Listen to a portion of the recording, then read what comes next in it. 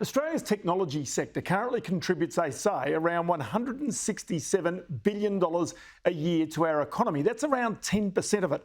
And it also supports around 860,000 jobs. But arguably, that's not enough, especially if the economy is going to grow faster in the future. Now, the Tech Council of Australia, which has been newly formed, wants more jobs in tech. Now, that's pretty obvious. As I say, it's a new body representing the local tech industry and is chaired by the Tesla chair, Robin Denholm, and also with board members from big companies including Atlassian and Canva.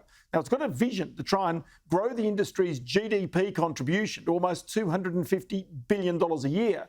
And in turn, that would mean around 1 million jobs in our tech sector. But how can that be achieved? Joining me now, Kate Pounder, Chief Executive of the Tech Council of Australia. Kate, many thanks for your time. Can I just start with that? The aspiration about finding these workers. I mean, quite clearly, there's lots of ideas, lots of ways in which we might be able to grow, but it's actually also finding the people with the inspiration to work in this sector, isn't it?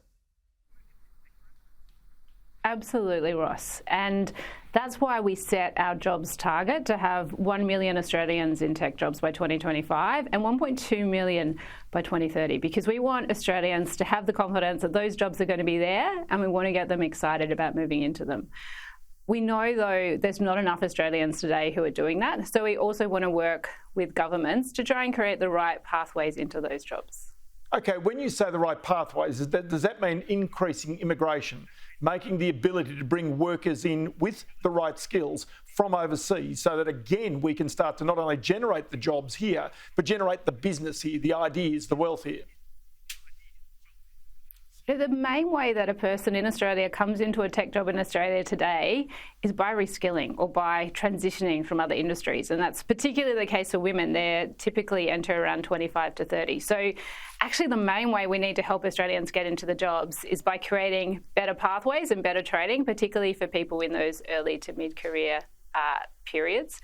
It's also important, though, to train more young Australians for these jobs. We have something like 2/3 of the people we train in Australia in ICT are international students, and more than half leave within 2 years, and that's often because of their visa requirements. So we think exciting more young Australians to train and get into these careers early will also help fill that skill shortage. And then, of course, migration is also part of the mix. It's particularly important when it comes to experienced workers. We still have a pretty young software industry in Australia. Most of our successful companies have been created in the last 10 years. So that means we don't have a lot of people in the economy who have 10, 20 years experience or experience running a major function in a software company. So that's where migration is important to help us get access to the best talent and train up all those Australians coming in through those other pathways. Is one of the other obstacles that if a young person here has significant skills, that they want to try their hand overseas, that they want to try and see, how they go competing with the best in the world. And so one of the real problems is the brain drain that takes place. We train up these people, we tell them that there's big opportunities here, but of course sometimes the grass is greener, the lights are brighter on the other side, or indeed the money is bigger on the other side of the world.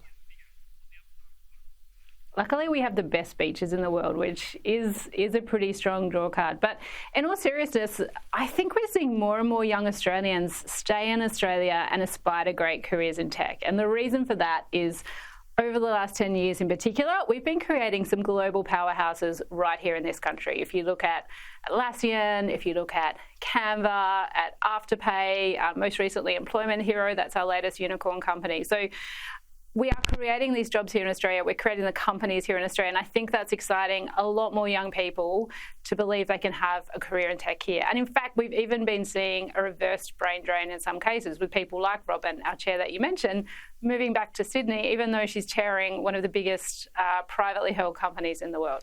Kate Pounder is the Chief Executive of the Tech Council of Australia. And Kate, many thanks for your time today.